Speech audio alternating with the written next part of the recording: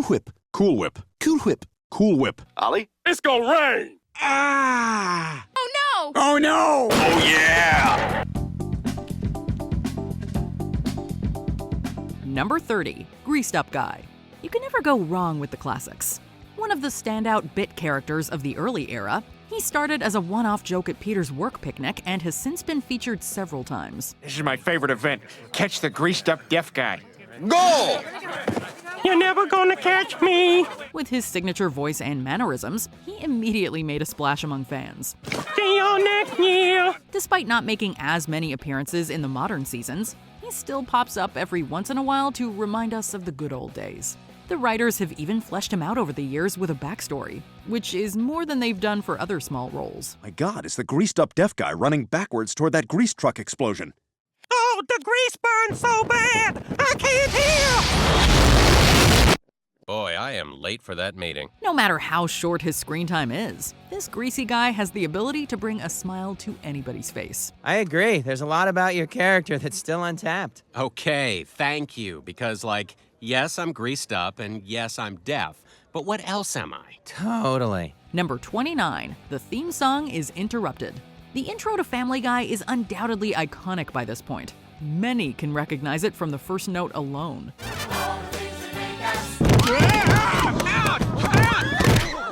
Out! Damn it! Peter, are you all right? No, I think you should call somebody. While the song usually plays uninterrupted, there are some episodes where something chaotic happens out of the blue. Damn it, look at my foot. It's already starting to swell up. God, I'm looking forward to this week. Freaking swelled foot all week. You know, you should probably go ahead and shut that off. These versions usually start the same way, with the family singing in their living room. Then, once they cut to everyone dancing on the stairs, hilarity strikes. Hold it. What's going on here? I'm pregnant. You're what? Yeah. We're in the middle of a thing here. Well, you didn't return any of my texts. It's a genuine surprise each time, whether it's the return of a beloved character or Peter causing havoc among the dancers. This girl is obviously not well, and I have just learned that she's been stealing from the show, and she should probably be escorted out of the building. They've even used the gag to flex their animation skills, such as the theme being incorporated into one of Stewie's nightmares. In a usually static opening, the sudden variation helps keep the audience on their toes. Pumpkin pie? What the hell? Put him on the bench. Number 28. What? It's a quintessential comedic subversion. Someone finds out insane news and reacts normally at first, before cutting themselves off in a dramatic fashion. According to our customs, you are now married to my daughter. I couldn't be happier. Well, if you're happy, then I'm happy, because after all... What? Over the years, they've paid homage to this trope in a loving and funny way. Usually done by Chris whenever he learns something upsetting, the callback has helped introduce sudden plot twists throughout the series. Yes, I know how important your success is to your father.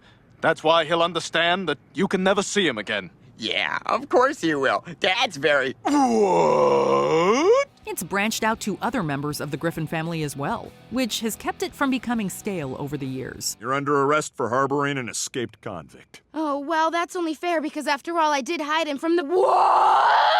The reaction is still surprising after all this time, and each voice actor's interpretation of the sound is different. It's even been incorporated into meta moments, helping it transcend from a one-off throwaway gag into a long-running, beloved bit. It's just that someone's getting fired in front of everybody tomorrow. Well, that sounds fine. I guess I'll just see it. What? Old joke, you're out! Old joke! I put my own twist on it! There was no twist! Oh, you're crazy! Number 27, referencing The Simpsons. It's no secret that the two have a contentious history. The sitcom has been accused of ripping off aspects of The Simpsons since its debut. We don't want you in our town, Simpson. We don't love you like we did in 1993. Go! Whether the accusations are true or not, Seth MacFarlane hasn't let them get under his skin. He's poked fun at himself and his work over the years, referencing both the bad blood between the two comedies and their various similarities. Guys, I broke television, and now you have to help me fix it. Yeah, looks like this is one we beat you to. The tongue-in-cheek humor let everyone know they were in on the joke too, which helped them win over some of the most staunch haters. Yummy donut. That's pretty good, but try it like this. Donut. These eventually culminated in one of their most ambitious episodes to date, The Simpsons Guy. It tastes exactly like Duff. It's just a lousy ripoff. Hey, whoa, whoa, whoa. It's not a rip-off of Duff. It may have been inspired by Duff, but I like to think it goes in a different direction. They also serve as a love letter to one of the most influential animated shows on television. We act like we didn't take a lot from The Simpsons. We took a lot from The Simpsons. Number 26, Peter's Barbershop Quartet. Well, I better tell Cleveland. I got a knack for delivering bad news. First appearing to deliver a rather unfortunate diagnosis, the quartet has remained one of the goofiest and most memorable additions to Family Guy. You have AIDS. Yes, you have AIDS. Not HIV, but full-blown AIDS. With excellent harmonies and clever lyrics, the quartet has explained multiple medical procedures and ailments.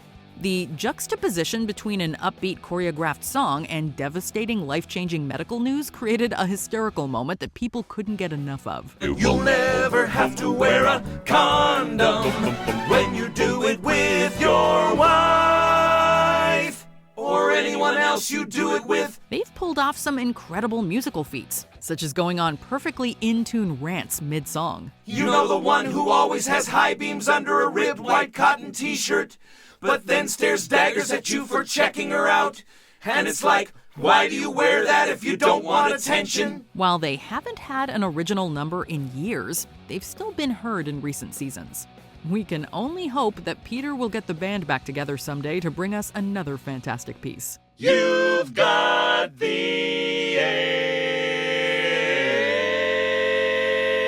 AIDS. That guy's gonna feel so much better after we do what we got planned. Number 25, Buzz Killington.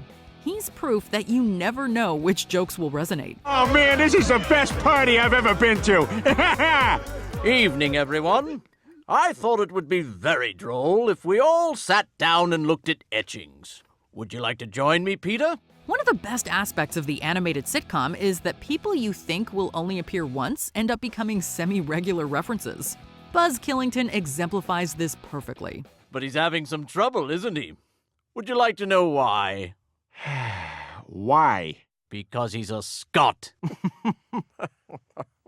While he began as an over-dramatized caricature of a boring, unaware man, he's become a fan favorite. Do any of you know the tale of how cornmeal came to be? No. No. Neither did the miller when he left his house that morning. He lives up to his name with each appearance, stopping the moment in its tracks to discuss something random. Do you know why W.S. Gilbert was frequently drunk on his transatlantic crossings? No. Because he was quartered on the port side. A Killington feature is a surefire way to remind the fanbase of the older seasons, while also making them chuckle out loud. While we definitely wouldn't want to hang out with him at a party, we certainly have no issue seeing him on our screens. Let's both revisit the birth of the Doyley-Cott Opera Company. Number 24, Eddie the Live Studio Ostrich. Even the most random moments can end up becoming a constant recurrence. Eddie the Live Studio Ostrich is one of the sillier characters introduced, but he's also one of the most brilliant. Ha-ha! Oh, sorry, wrong house. Look, Eddie's at the wrong house. Ha ha! Ha ha! He was first introduced as the only viewer of a live taping of 2.5 Men. It's Friday night and I don't have a date. Well then, let me get you a number from my little black book. Ha ha! The bird's signature laugh has become one of the best punchlines to a joke that doesn't quite land. Lois? You're joking, right? Lois? Ha ha! He's popped up several times since his introduction, and he has a way of stealing the scene every time. Awesome. A chick-chick-and-chick fight. Ha ha! The fact that he's gone from a cutaway to a recurring presence is proof that the writers are just as aware of his comedic genius as the fans are. Number 23, not winning an Emmy. Despite having over 20 seasons, they've gone continually overlooked at the most prestigious night in television. There must be like 20 of them. 23, but I'm sure you have a lot of trophies of your own. While individual members of the cast and crew have won for select episodes, the show itself has never won Outstanding Animated Program. They've touched upon this playfully, poking fun at themselves while also wondering why it hasn't happened yet. What's the big secret reason Family Guy can't win an Emmy? All right, we'll tell you. Your show sucks. They even have a whole anthology addressing their concerns, where they're roasted by several other successful showrunners. You take this big pile of garbage and you tie it all up by having everyone sit around saying, at least everything's back to normal, as if something happened. The self-deprecating jokes are always amusing and help add a layer of self-awareness. They've even directly compared themselves to their animated contemporaries. Why are there two sets of prices? One's the Emmy winner discount. Black coffee and toast, please. While it's unclear whether Family Guy will get the gold someday, it's clear that they won't be giving up anytime soon. Hey, that's no fair. I don't got none of them. Number 22, Quagmire hates Brian. While this was one of the most unexpected rifts to occur, it's quickly become one of the most popular. You are the worst person I know. You constantly hit on your best friend's wife. The man pays for your food and rescued you from certain death, and this is how you repay him? And to add insult to injury, you defecate all over his yard. By season 8, many fans had come to accept that Brian was a shell of the dog he once was.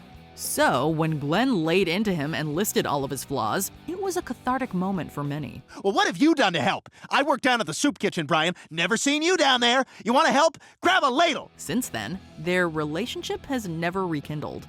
While they have small moments of allyship, it's been made clear that this hatred runs deep. Would you mind giving me a lift home, buddy?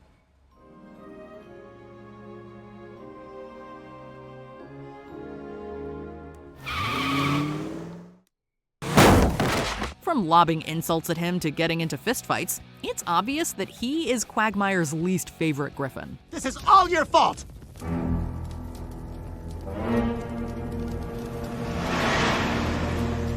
What the? Their feud has led to some amazing moments over the years, making it one of the most significant running jokes on the show.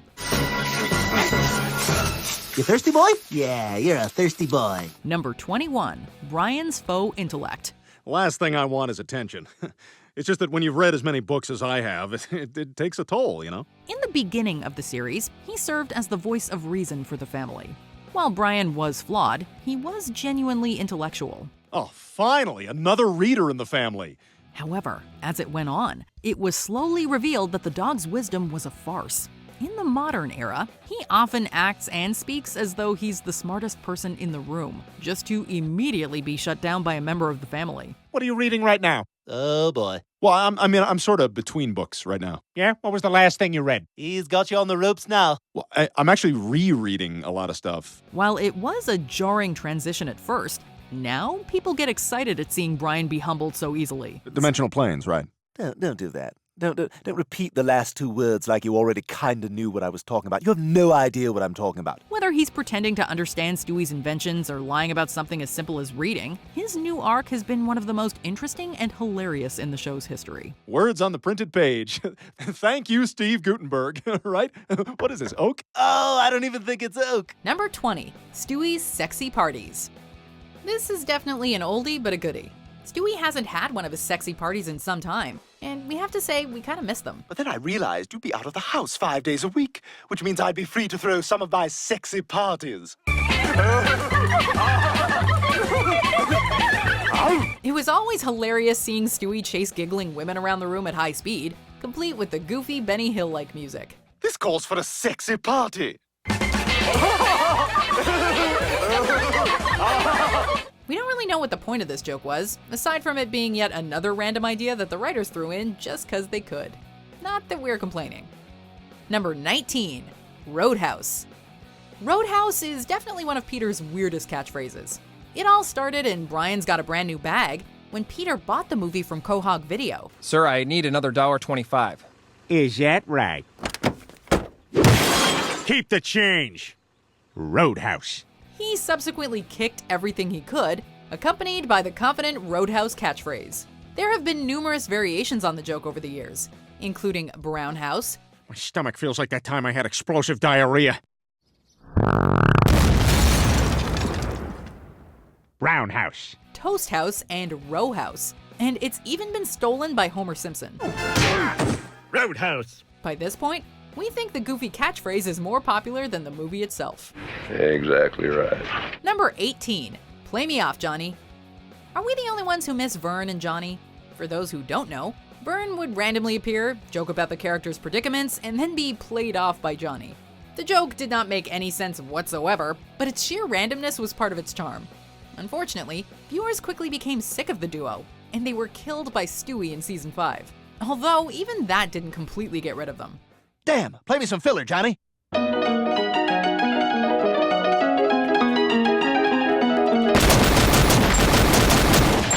Maybe moderation was the key to this vaudevillian duo. I'll tell you what you can pick, a tune out on that piano. Fatty's in a little jam, dead girl, Fatty's in a little... Oh, now how the whiz-bang does the rest of it go? Number 17, Tom and Diane's banter. Quahog 5 News is one entertaining news channel.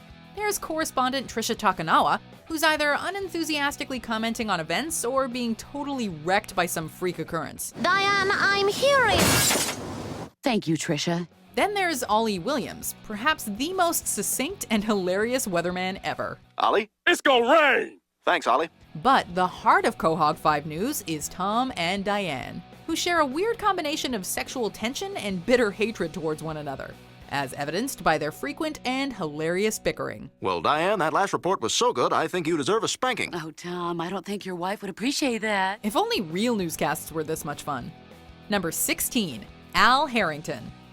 Al Harrington has become a bit of a breakout character. His claim to fame is, of course, the wacky waving inflatable arm flailing tube men ad, but this being Family Guy, they can't just let one solid joke go. Crudely painted, not so funny, plywood cut out folk art. Crudely painted, not so funny, plywood cut out folk art. Al has since appeared numerous times on the show, in full energetic salesman mode, and usually accompanied by some weird, elaborately named product or statement. Lois, I'm not going back to work tomorrow. That new boss has it in for me. He's meaner than a shifty salesman. The writers even poke fun at how annoying he is in Back to the Pilot, when Peter smokes a cigarette during an Al Harrington cutaway gag.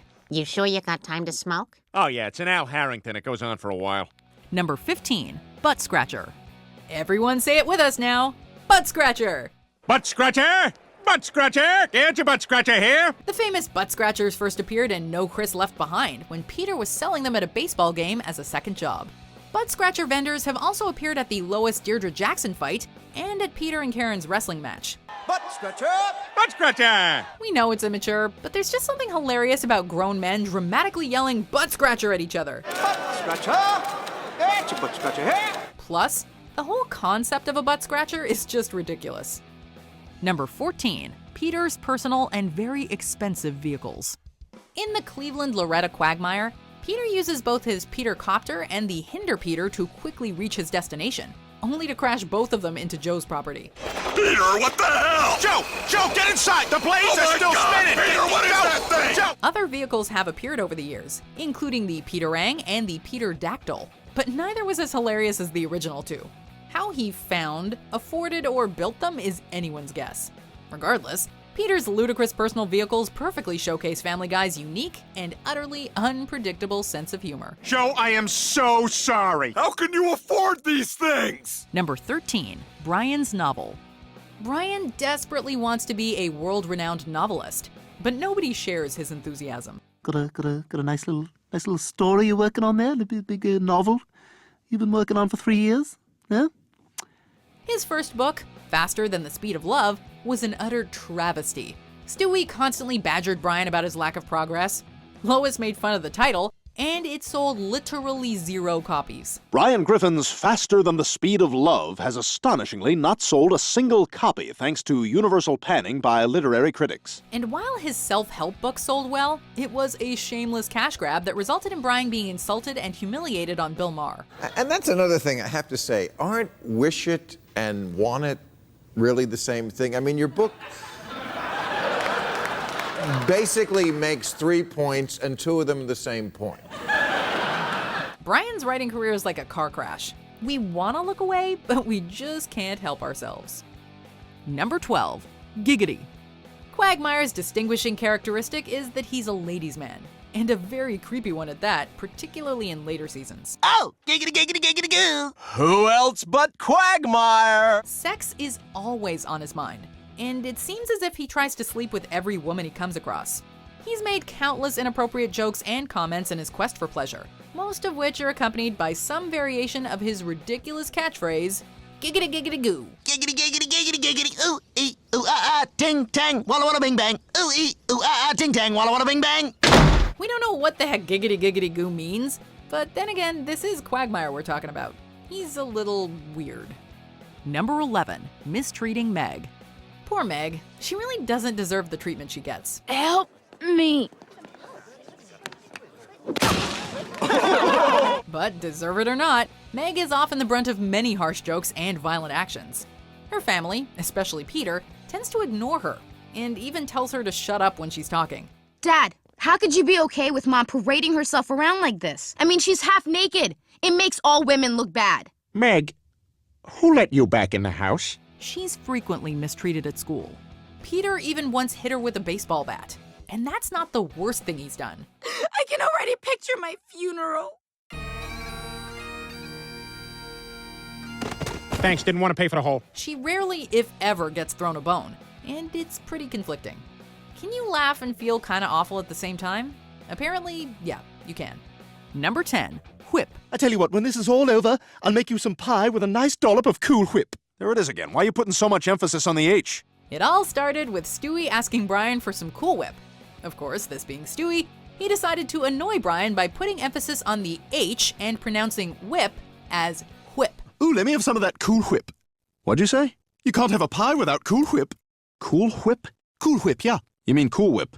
Yeah, Cool Whip. Cool Whip. Cool Whip. Cool Whip. Cool Whip. This joke has been repeated numerous times throughout the series, and has even been used on other words like whilwheaten, ruined, and cruel. Wait, what? I said you ought to be nicer to Will Wheaton. You mean Will Wheaton? Yes, Will Wheaton. Why are you saying it like that? What? I'm just saying you should be nicer to Will Wheaton. Will Wheaton seems like a nice guy. It's since become one of Family Guy's most popular running jokes, both in and outside of the show. Like, who among fans hasn't said whip at least once in our lives? Cool Whip. I'm putting emphasis on the H. Sounds right to me. Nothing ever bothers you, does it? Number 9. No. We're pretty sure that every Family Guy fan has taken on Consuela's no. Hola? Yes, could you please put Brian back on? No, doggy afuera. Consuela may be little more than a stereotype, but she has become one of the show's most popular background characters thanks to her authoritative attitude and hilarious monotone delivery. Well, we're looking for a missing... No, Mr. Superman, he knows he's here. Her no catchphrase has become one of the show's go-to running jokes, and it's been used in many diverse situations, from denying Joe access to the Fortress of Solitude to condemning Darth Stewie for buying generic window cleaner. This isn't Windex, but it's just as good. It's the store brand. No, you'd leave a film. I'm okay with the film. Just use it. No. Number 8, Evil Monkey.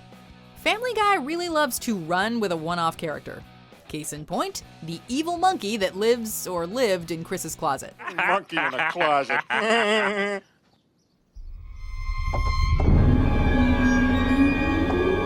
The monkey was first mentioned and seen in Season 2's Damn It, Janet, where it displayed its signature look and menacing pose.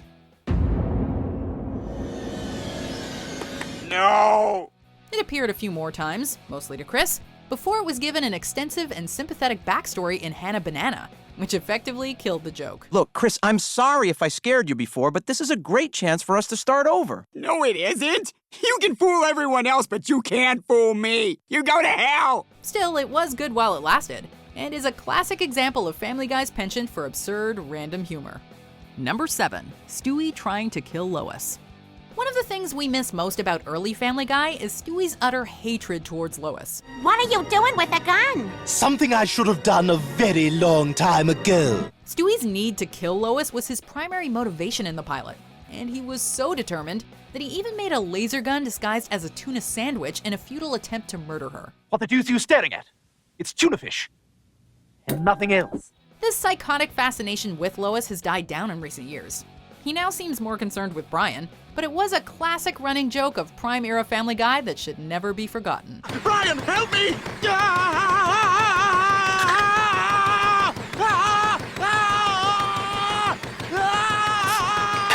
Number 6, the Kool-Aid Man.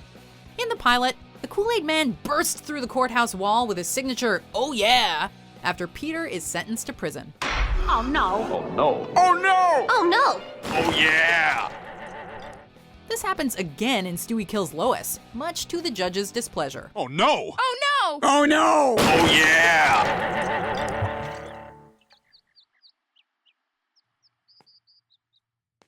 Okay, can I ask everyone to please stop saying "oh no" in this courtroom? But things get really fun in Back to the Pilot when Stewie and Brian distract the Kool-Aid Man and he misses his cue.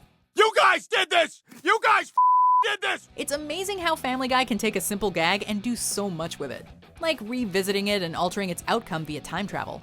You know, there are few animated shows with this much ingenuity. Oh yeah! Number 5, Surfin Bird. Like Al Harrington and the Vaudevillians, your mileage may vary on Surfin Bird. Oh, well, everybody's heard about the bird. It appears constantly in the episode I Dream of Jesus, and makes surprise cameo appearances throughout the rest of the series. And each time, it'll either elicit an appreciable chuckle or a groan, depending on how well the joke went over for you the first 10 times. Oh, well, everybody's heard about the bird. Bird's a winner, well, a bird. That's annoying. Also like Al and the Vaudevillians, the show acknowledges the annoying nature of the joke both when Peter unplugs the jukebox and gets hit in the crotch with a bag of nickels. Number 4, Conway Twitty. Conway Twitty has become the show's most infamous running gag, and it all started in Season 5's Bill and Peter's Bogus Journey. Ladies and gentlemen, Mr. Conway Twitty. We had no idea what was in store for us. The joke arguably came to a head and the juice is loose when the Conway bit lasted for 3 whole minutes. Yikes! Looks like I need a distraction. Ladies and gentlemen, Mr. Conway Twitty. That's about 15% of an entire episode's running time. Fans are split on whether the Conway gags are brilliant ballsy jokes or lazy wastes of time, but either way, you can't deny its legacy. Number 3, Cleveland's house is destroyed. The Cleveland's house gets destroyed gag first appeared in Hell Comes to Quahog when Peter obliterates his house with a tank. No, no, no, no, no, no! It has subsequently been destroyed by a giraffe, the flying griffin house, and even Peter himself as a human cannonball. No, no, no, no, no, no! Oh, hey, Cleveland. The gag is so popular it was even transferred over to The Cleveland Show, and it's since become Cleveland's primary contribution to Family Guy. When someone thinks of Cleveland, they undoubtedly think of him sliding down his ruined house in a bathtub. Number 2. Family Guy knows how to make characters fall in the funniest ways possible.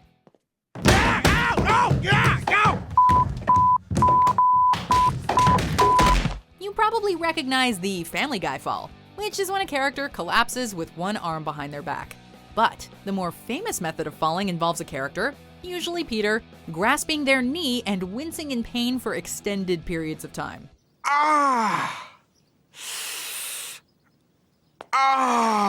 This is arguably the original gag that went on way too long, but then looped back around to being funny again joke. And it's since become Family Guy's signature running gag. That is, except for one other.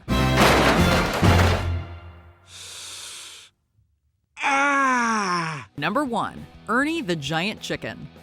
The number 1 spot must go to Ernie the Giant Chicken. Oh, yeah, and that nice chicken outside gave me this coupon.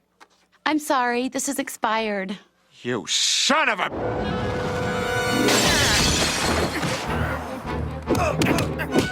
Unlike other Family Guy running gags, we don't think anyone is tired of the giant chicken fights. They are consistently hilarious and entertaining. And they're also expertly animated and scored, showcasing the immense amount of talent behind the Family Guy scenes. This isn't medium rare. Then have them take it back.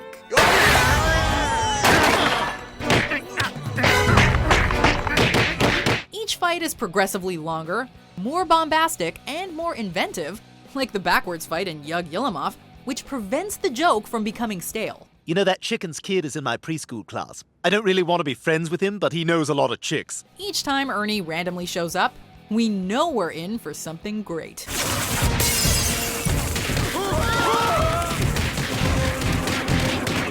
Which Family Guy joke would you like to see become a running gag? Let us know in the comments below. Well, who the hell are you to talk down to anyone? Did you enjoy this video? Check out these other clips from WatchMojo, and be sure to subscribe and ring the bell to be notified about our latest videos.